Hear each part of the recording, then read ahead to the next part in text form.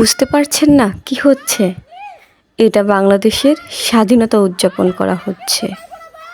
মন্দির, হিন্দুদের ঘর বাড়ি লুটপাট করে আগুন দিয়ে পুড়িয়ে জ্বালিয়ে তারা স্বাধীনতা উল্লাস করছে, বিজয় উল্লাস।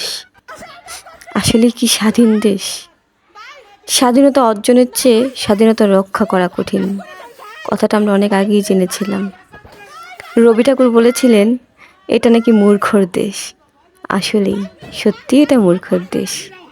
আমরা স্বাধীন হয়েছি বারবার, কিন্তু সভ্য হতে পারিনি, এখনও পারিনি। জানি না কখনো পারবো কি না। যদি পারতাম তাহলে এইভাবে গণভবনে লুটপাট, বঙ্গবন্ধুর স্মৃতি ভাস্কর্য, তারপরে বীরশ্রেষ্ঠদেরও ছাড়লো না। এরা কি সভ্য জাতি? হিন্দুরা কি স্বাধীন নয় দেশে? কি হবে আমাদের এদেশে? আমরা কি এভাবেই মরব?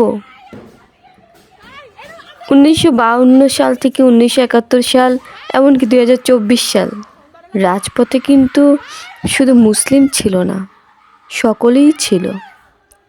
তাহলে আজ হিন্দুদের এই অবস্থা কেন? আমাদেরকে রক্ষা করুন। Please save Bangladeshi Hindu, please save. Bangladeshi হিন্দুদের সেভ করুন প্লিজ। আমরা ভালো নেই, বাংলাদেশে হিন্দুরা ভালো নেই।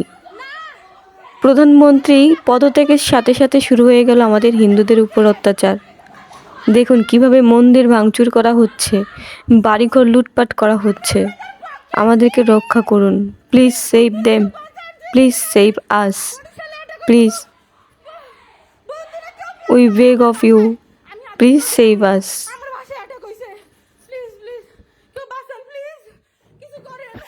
প্লিজ কিছু করেন। আমার বাসা বরিশালে গর্ণদিন মহিলারা, প্লিজ বাঁচান।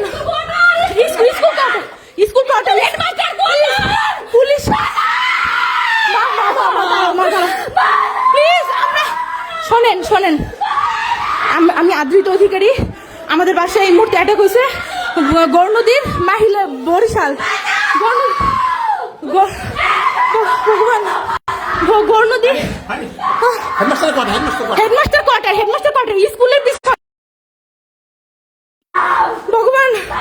ভগবান কে আছেন আমাদের বরিশালে? কে আছেন? প্লিজ সবাই আসেন। কে আছেন? আমরা 3 জন মাত্র। আমি, আমার বাবা মা আর আমার বাঁচান প্লিজ,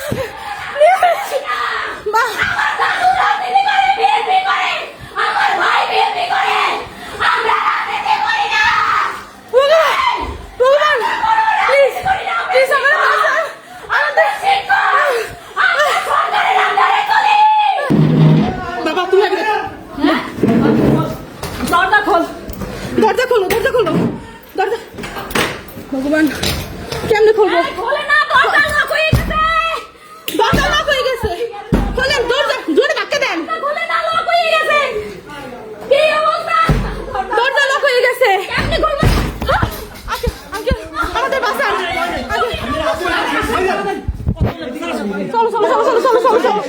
চলো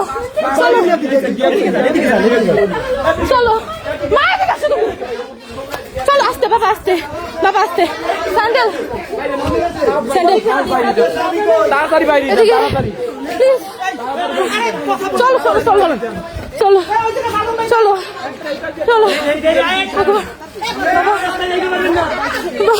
চলো